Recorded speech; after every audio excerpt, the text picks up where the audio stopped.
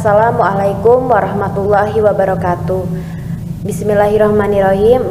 Alhamdulillahirabbil alamin. Saya Diasa Fitri, NPM 1951030244 akan menyampaikan kasus tentang laporan keuangan konsolidasian dengan transaksi istimewa untuk memenuhi tugas UAS akuntansi keuangan lanjutan 1. Berikut adalah ilustrasi kasus yang akan dibahas dalam kesempatan ini. PT Adira Sahara adalah perusahaan yang bergerak di bidang makanan dan minuman yang berada di Bekasi. Pada tanggal 1 Januari 2019, PT Adira Sahara mengakuisisi kepemilikan saham PT Coklat Manis sebesar 75% senilai 525.000 dan kepentingan non pengendali 175.000. Saat itu, nilai buku PT Coklat Manis senilai 450.000. Selisih disebabkan karena adanya perbedaan nilai wajar dan nilai buku peralatan, bangunan, dan mobil. Berikut nilai dari masing-masing selisih. Untuk peralatan, selisihnya itu adalah 30.000 dengan sisa umur ekonomis 2 tahun. Bangunan 125.000 dengan sisa umur ekonomis 10 tahun. Lalu ada mobil, selisih 70.000 dengan sisa umur ekonomis 4 tahun. Goodwill sebesar 25.000 dan total selisih adalah 250.000. Pada tahun 2019, PT Coklat Manis berhasil mendapat laba senilai 280.000 dan membagikan dividen sebesar 60.000. Berikut ditampilkan neraca PT Adira Sahara dan PT Coklat Manis per 31 Desember 2019. Ini adalah neraca saldo PT Adira Sahara dan PT Coklat Manis.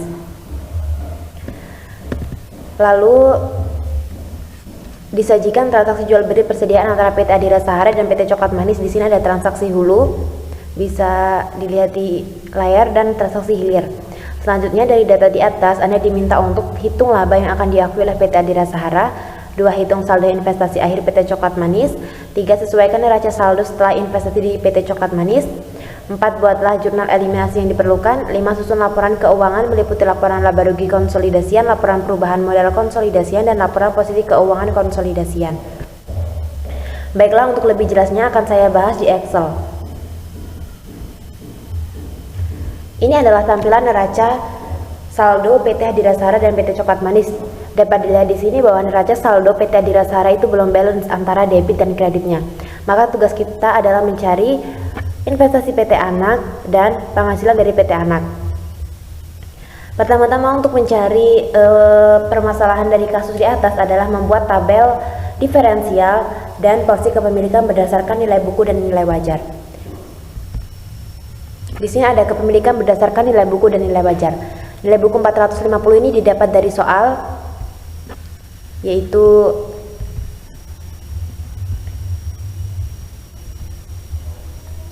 ini 450 nilai buku PT Coklat Manis, dan sedangkan yang 700.000 ini didapat dari 525 ditambah dengan 175.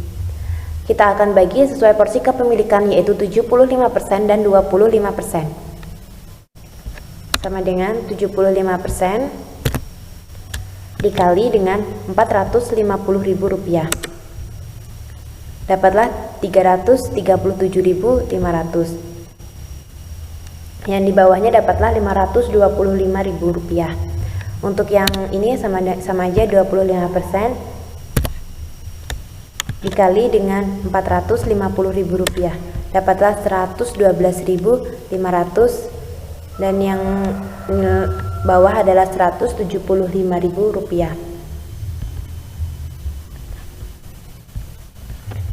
Selanjutnya adalah kita akan mencari tabel diferensial. Seperti yang sudah diketahui di soal bahwa ada selisih antara peralatan, bangunan, mobil, dan ini adalah senilai 30.000, 125.000, dan 70.000. Kita akan mencari alokasi selisih berdasarkan induk dan non pengendali. Di sini ada 75% untuk induk dan 25% untuk non pengendali. Rumusnya sama dengan 75% dikali dengan 30.000. Dapatlah 22.500. Kita tarik sampai goodwill. Untuk yang 25% atau non pengendali sama saja 25% dikali dengan 30.000. Dapatlah 7.500. Maaf, rumusnya error. Ini sama dengan 25% dikali dengan 125.000. Dapatlah 31.250. Untuk ini amortisasi selisih, ini adalah pembagian antara selisih dibagi dengan sisa umur. Jadi sama dengan 30.000 ini dibagi dengan sisa umurnya itu 2 tahun. Untuk bangunan adalah 125.000 dibagi dengan 10 tahun. Dan untuk mobil adalah 70.000 dibagi dengan 4 tahun. Untuk kepemilikan adalah amortisasi selisih dikali dengan kepemilikan, yaitu kepemilikan 75% atau induk dan non pengendali sebesar 25%. Jadi sama dengan 75% dikali dengan 15.000. Dapatlah 11.250.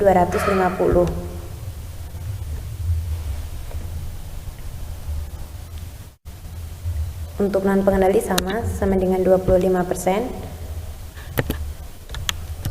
dikali dengan 15.000, dapatlah 3.750. Dari masing-masing ini kita jumlah ya.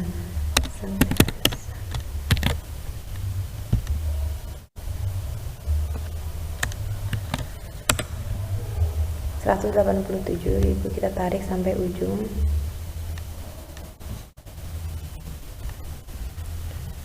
Lalu dari kepemilikan dan non pengendali ini ada selisih sebesar 250.000. 250.000 ini akan kita bagi dengan 75% dan 25%. Kita taruh di sini sama dengan 250.000 dikali dengan 75%, dapatlah 187.500, dan 250.000 dikali dengan 25%, dapatlah 62.500. Selanjutnya, untuk menjawab soal nomor 1, kita akan menghitung pengakuan laba. 1. Perhitungan pengakuan laba.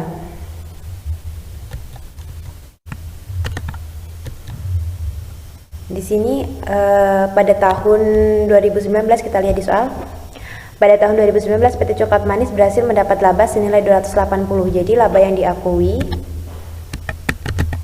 sebesar 280.000. Lalu di sini ada, sama saja kita akan buat induk sebesar 75% dan untuk non pengendali sebesar 25%. Di sini akan muncul yang namanya laba yang diakui. Laba yang diakui ini sebesar porsi kepemilikannya masing-masing, yaitu sama dengan 280.000 dikali dengan induk sebesar 75%. Dapatlah 210, yang untuk non pengendali adalah 280.000 dikali dengan 25%, dapatlah 70.000. Lalu akan dikurang dengan amortisasi peralatan.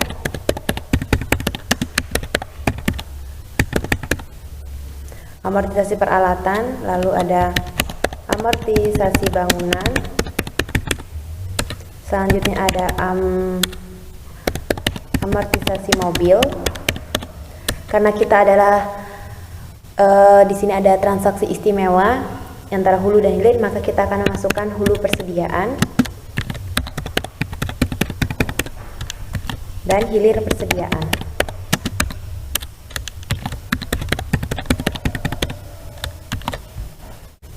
Amortisasi peralatan ini diambil dari sini, kepemilikan 75%. Kita copy. Kita pastekan di sini. Dan yang untuk non pengendali kita ambil dari yang 25%. Lalu dikurang dengan hulu persediaan. Hulu persediaan itu kita ambil dari sini, jadi keuntungan di persediaan, jadi sama dengan 20.000. Untuk yang non pengendali itu 0 karena ini transaksi hulu. Lalu untuk hilir persediaan ini adalah sama dengan 5.000 dikali dengan porsi kepemilikan yaitu 75%, yaitu 3.750. Yang di sini sama aja 5.000 dikali dengan porsi kepemilikan non pengendali yaitu 25%. Dapatlah 1.250. Lalu di sini akan muncul yang namanya laba dibagikan. Adalah pengurangan dari laba yang diakui dikurang dengan amortisasi peralatan, dikurang dengan amortisasi bangunan, dikurang dengan amortisasi mobil, dikurang dengan hulu persediaan, dikurang dengan hilir persediaan. Dapatlah nilai 152.500 untuk laba dibagikan dan induk. Dan sedangkan untuk non pengendali laba yang dibagikan adalah sebesar 57.500.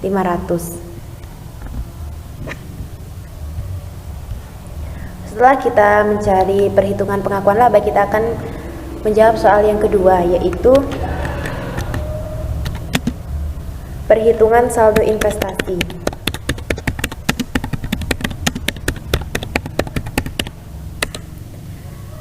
Sebelumnya, kita lihat dulu di soal. Dan membagikan dividen. Ini sebesar 60.000. Jadi dividen di sini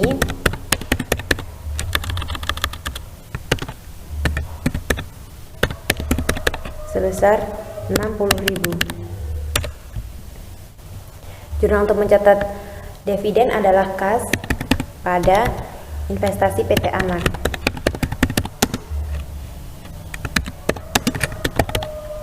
Sesuai porsi kepemilikan ya, ini 60.000 dikali dengan 75%. Dapatlah 45.000. Saat perhitungan saldo investasi ini sama saja kita akan mencatat antara hulu 75% dan hilir 25%.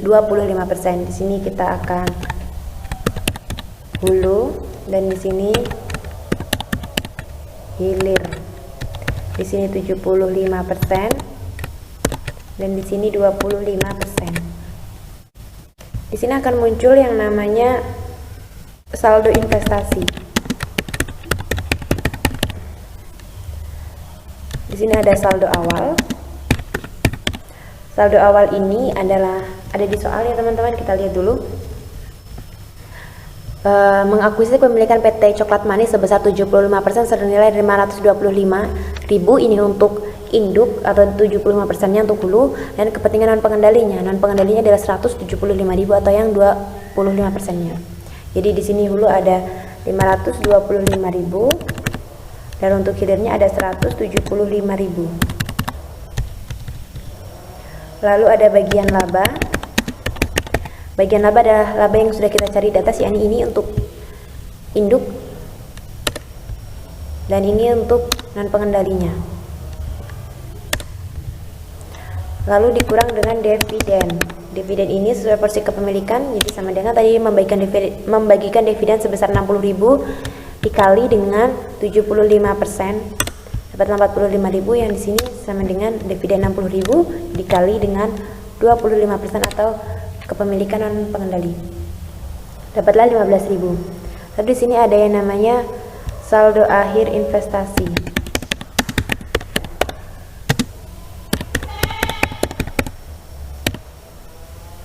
Saldo akhir investasi ini adalah jumlahan antara saldo awal ditambah dengan bagian laba dikurang dengan dividen. Dapatlah 632.500. Sama saja untuk yang hilir. Dapatlah yang untuk yang hilir mendapat 217.500. Nah, setelah ini kita akan membuat neraca saldo setelah penyesuaian.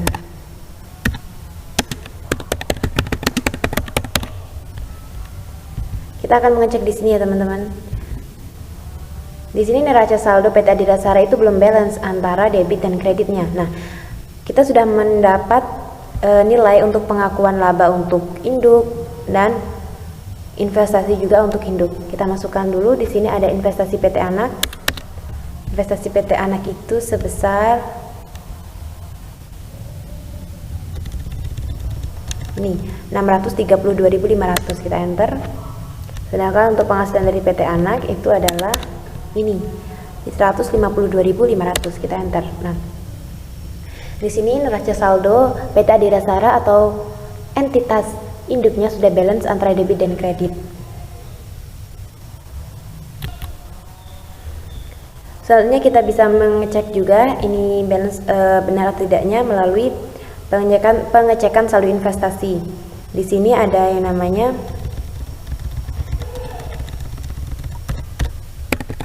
saldo investasi, ini untuk cara keduanya. Ini ada saldo investasi ini untuk induknya atau hulunya, enter. Ini untuk hilirnya.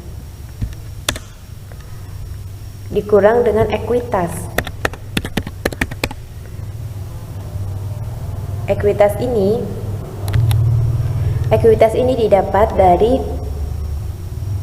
nilai buku yang 75% di atas yang sudah kita cari tadi. Ini ya. Enter.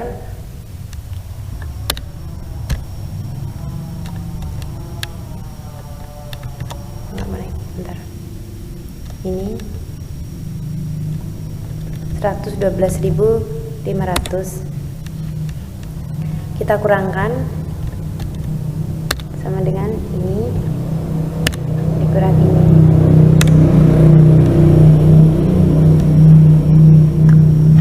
Lalu dikurang lagi dengan diferensial di sini ya.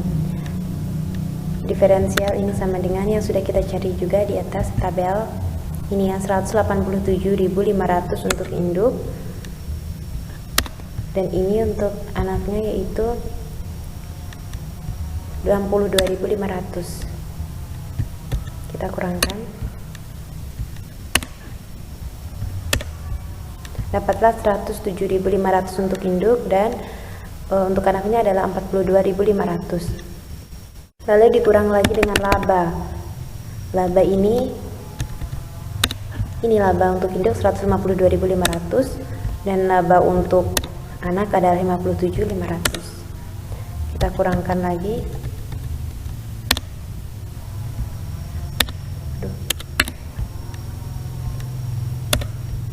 Ada 45.000 min 45.000. Lalu kita tambah dengan dividen. Dividen di sini untuk induk adalah 45.000 dan untuk anak adalah 15.000. Jadi dapatlah 0 di sini. Kenapa 0? Karena investasi ini akan menyerap aset dan kewajiban berdasarkan nilai wajar. Selanjutnya kita akan menjawab soal nomor 4, yaitu membuat jurnal eliminasi yang dibutuhkan. Kita sheet baru aja ya, biar enak, lebih luas. Nah, keempat, membuat jurnal eliminasi yang dibutuhkan. Apa aja yang akan kita buat? Ini ada yang pertama, yaitu mengeliminasi saldo investasi berdasarkan nilai buku ekuitas. Di sini apa saja yang dieliminasi, yaitu ada saham biasa, agio saham, lalu saldo laba dengan kreditnya yaitu investasi PT Anak,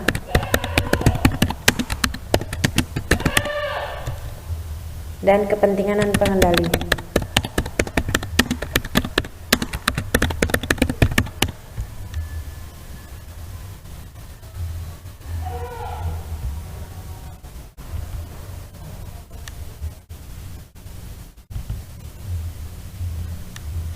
Saham biasa ini kita lihat di situ di neraca saldo bagian entitas anak ini. Saham biasa, agio saham dan saldo laba 250, 50 dan 150. Kita copy.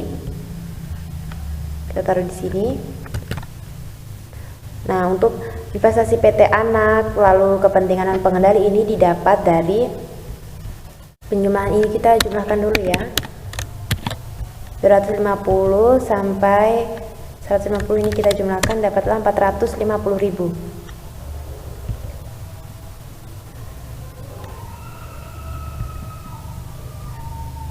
Untuk investasi PT Anak sama dengan 450.000 dikali dengan porsi kepemilikan, yaitu 75% untuk induk, dapatlah 337.500. Lalu untuk kepentingan non pengendali yaitu 450.000 dikali dengan 25%, dapatlah 112.500. Selanjutnya yang kedua yaitu mengeliminasi saldo investasi PT Anak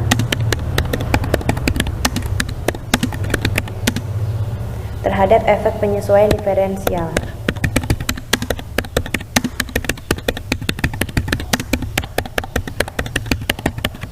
Apa saja yang kita sesuaikan? Tadi yang beda adalah peralatan,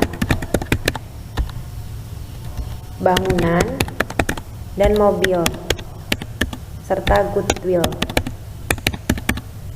Berapa nilainya kita lihat dulu. Ini ya, 30, 125, 70, dan 25.000. Kita copy. Kita taruh di sini. Untuk kreditnya itu sama, investasi PT Anak dan kepentingan non pengendali.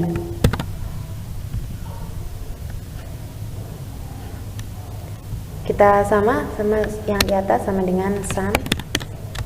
Kita jumlah dulu ini. Untuk investasi PT Anak sama dengan 250.000 dikali dengan kepentingan non pengendali itu 75% investasi PT Anaknya.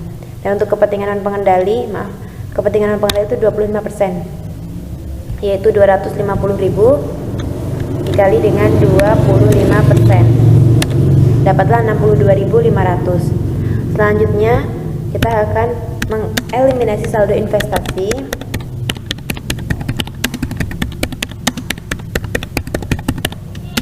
PT Anak terhadap laba yang dibagikan.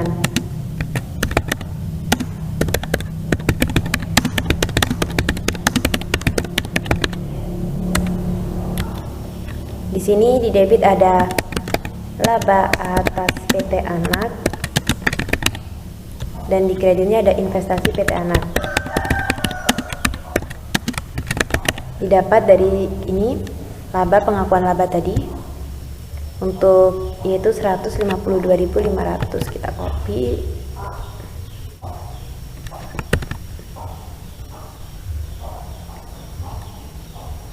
Nah, ini kita taruh sini.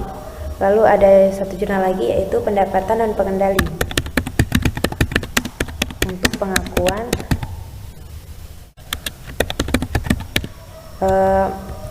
entitas non pengendali pada kepentingan non pengendali, yaitu sebesar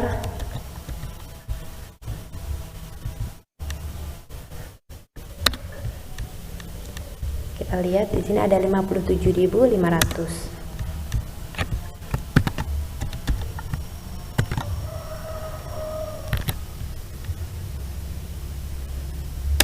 Sama dengan ini ya, 57.500. Selanjutnya yang keempat atau yang D, kita akan mengeliminasi saldo investasi PT Anak terhadap dividen.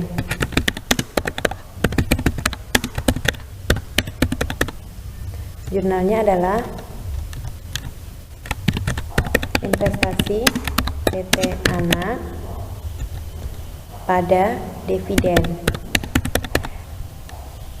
Ini sebesar entitas induk ya, jadi ini dividen yang ada di induk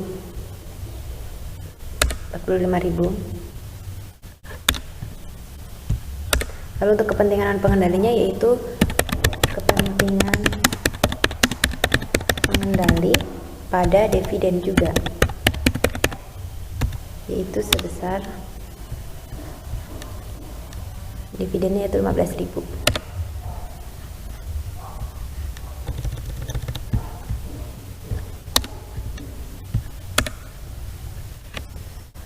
Selanjutnya, setelah penyesuaian ini, kita akan menyesuaikan jurnal eliminasi di transaksi hulu hilir. Ada dua penyesuaian, yaitu barang yang sudah terjual dan barang yang masih tersimpan di gudang. Yang pertama, kita akan barang yang sudah terjual dulu ya. Barang yang sudah terjual. Untuk hulu itu ada pendapatan pada BPP. Nilainya itu kita lihat di sini. Yang sudah terjual atau yang terrealisasi adalah 100, untuk hulu adalah 100.000. BPP-nya sama 100.000. Dan di sini ada kita buat lagi hilir.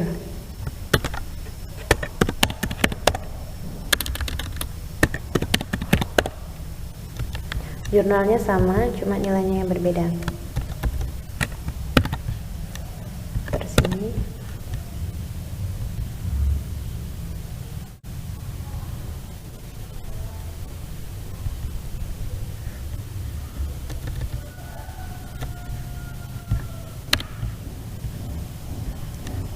Kita lihat di sini.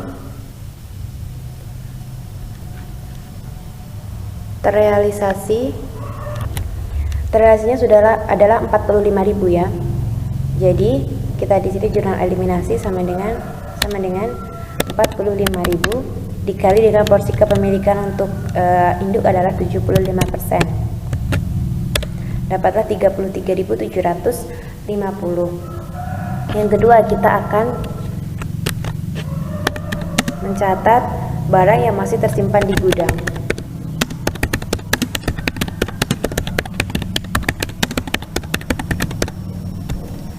Di sini ada untuk hulu,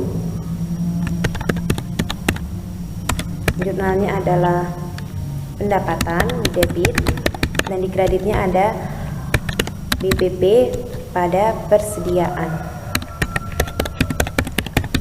Kita lihat di sheet 2. Di sini ada untuk hulu pendapatannya 50.000 dan untuk BPP-nya 50 dengan keuntungan atau persediaannya adalah sisa 20.000. Kita tulis di sini pendapatannya adalah 50.000, untuk BPP-nya adalah 30.000 dan untuk persediaannya tinggal 20.000. Untuk hilir kita taruh di sini.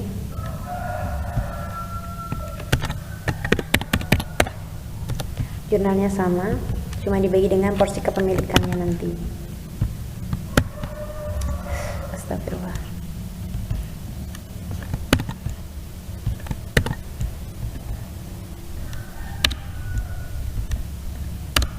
Kita lihat lagi di sini. Di sini ada 10.000, 5.000 dan 5.000. Ini tidak dibagi dengan porsi kepemilikan ya, maaf salah. Karena ini masih tersimpan, jadi belum terrealisasikan. Jadi kita belum mendapat laba sama sekali. Jadi kita ada di pendapatan 10.000, BPP-nya 5.000 dan persediaannya tinggal 5.000 juga.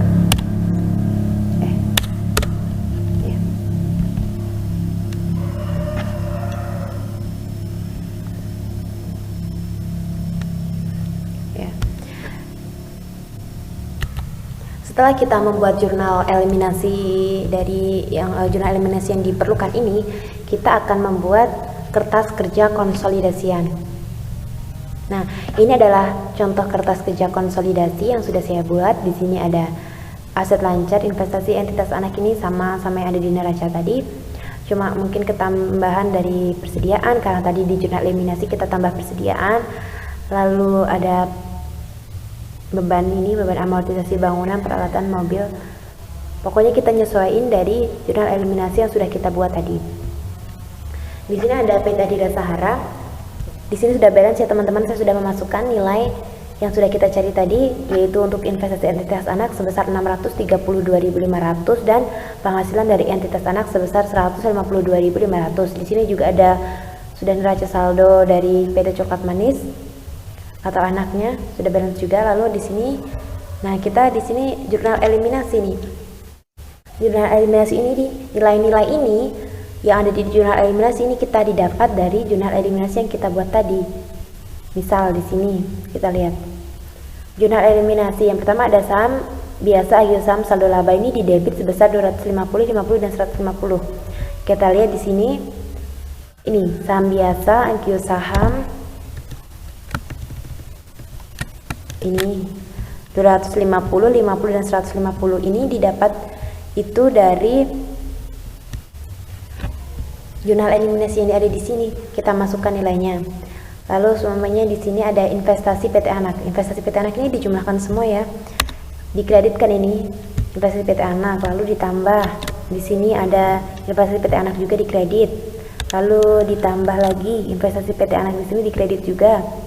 Lalu dikurang ini investasi PT Anak di debit. Dapatlah 632.500. 632.500 ini kita masukkan ke sini. Investasi PT Anak. Nih, 632.500. Nah, seperti itu.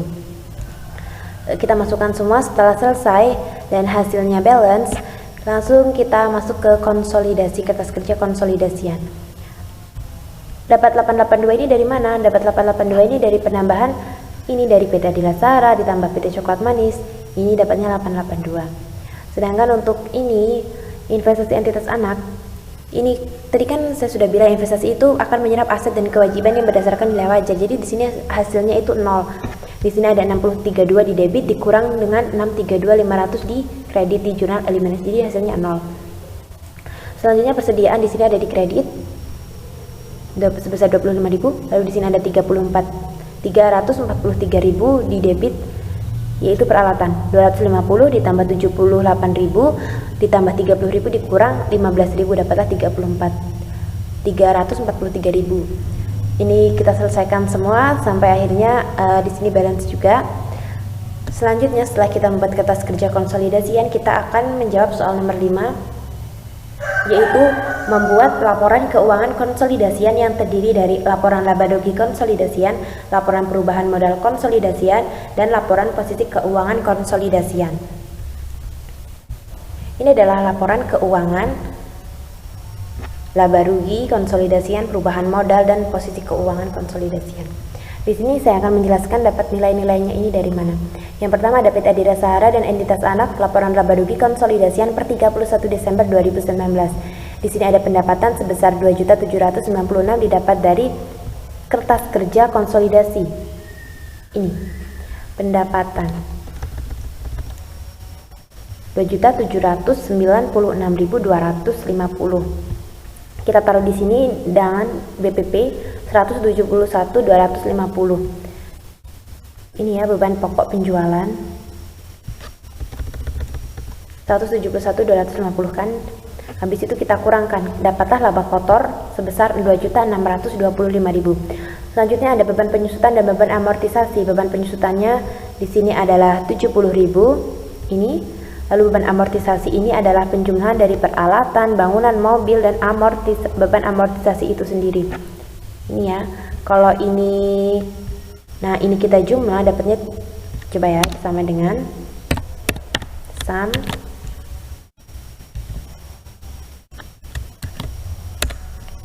dapatnya 87.000. Nih 87.000. Lalu beban penyusutan dan amortisasi kita jumlahkan, hasilnya adalah 187.000. Lalu ada laba bersih konsolidasian. Laba bersih konsolidasian ini adalah pengurangan dari laba kotor dikurang dengan 157.000 ini dari beban penyusutan dan amortisasi. Dapat laba bersih konsolidasian lalu didistribusikan ke pendapatan dan pengendali. Pendapatan dan pengendali ini ada 57.500 sama dapat dari kertas kerja konsolidasian. Ini pendapatan dan pengendali kita masukkan. Lalu kita kurangkan antara laba bersih konsolidasian dikurang dengan pendapatan dan pengendali, dapatlah laba bersih entitas mengendali sebesar 2.410.500. Selanjutnya kita akan di sini ada laporan perubahan modal PT Adira Sahara dan entitas anak. Laporan perubahan modal konsolidasian per 31 Desember 2019. Di sini ada saham biasa dan agio saham sebesar 2.500.000 dan 292. Kita lihat di sini. Tadi ada saham biasa 2.500.000 dan 292 ini ya teman-teman nilainya. Kita masukkan di sini. Habis itu kita tambah hasilnya 2.792. Saldo laba per 1 Januari 2019 ini ada 1.700.000 didapat dari ini. Ini laba 1.700.000. Lalu ada yang namanya laba konsolidasi. Laba konsolidasi ini didapat dari sini. Ini ya. Ini 2.410.000 kita masukkan ke sini. Lalu dividen 2019 ada 30.000. Kita lihat di sini pembagian dividen diumumkan. Ada 30.000 kita masukkan. Nah, saldo laba per 31 Desember itu adalah penjumlahan laba per 1 Januari 2019 ditambah laba konsolidasi lalu dikurang dengan dividen. Karena dividen ini sifatnya mengurangi, dapatlah saldo laba per 31 Desember 2019 yaitu sebesar 4.080.500. Ini per 2019. Lalu di sini modal kepentingan non pengendali. Modal kepentingan non pengendali adalah penjumlahan dari saham biasa dan agio saham ini ditambah dengan saldo laba per 31 Desember 2019. Dapatlah modal kepentingan non pengendali sebesar 6.872.500. Lalu di sini ada kepentingan non pengendali. Kepentingan non pengendali ini ada 217.500. Kita lihat ini kepentingan non pengendali, kita masukkan tadi di sana. Lalu didapatlah total modal konsolidasi, yaitu penjumlahan antara modal kepentingan pengendali dan kepentingan non pengendali. Dapatlah total modalnya adalah Rp7.090.000. Selanjutnya kita akan membahas tentang PT Adira Sara dan entitas anak, laporan posisi keuangan konsolidasian per 31 Desember 2019. Di sini ada aset lancar. Aset lancar adalah totalnya itu 882.000. Di sini iya aset lancarnya. Lalu untuk persediaannya 25.000. Di kredit ya teman-teman 25.000. Jadi di sini total aset lancarnya itu adalah aset lancar dikurang persediaan sebesar 25.000, dapatlah 857.000 total aset lancar. Lalu ada aset tidak lancar. Di sini ada peralatan bangunan mobil dan goodwill. Nilainya sama, kita ambil dari sini. Ini peralatan bangunan mobilnya, lalu goodwillnya ini 25.000 ini semuanya di kita masukkan. Total aset tidak lancar kita jumlah antara ini semua, kita jumlah dapatlah 7.583.000. Lalu ada total aset konsolidasian, yaitu penjumlahan antara aset lancar dan aset tidak lancar, dapatlah 8.440.000. Sebelah sini ada liabilitas. Liabilitas ini 1.350.000. Kita lihat di kertas kerja. Ini liabilitas. Ini 1.350.000. Lalu ada ekuitas. Ekuitas di sini ada saham biasa, agio saham 2.500.000 dan 292 sama kayak tadi. Saham biasa, agio saham. Ini ya, 2.500.000 dan 292. Kita masukkan nilainya di sini. Lalu ada saldo laba, ada 4.080.500. 4.080.500 ini dapat dari sini teman-teman. Saldo laba per 31 Desember 2019.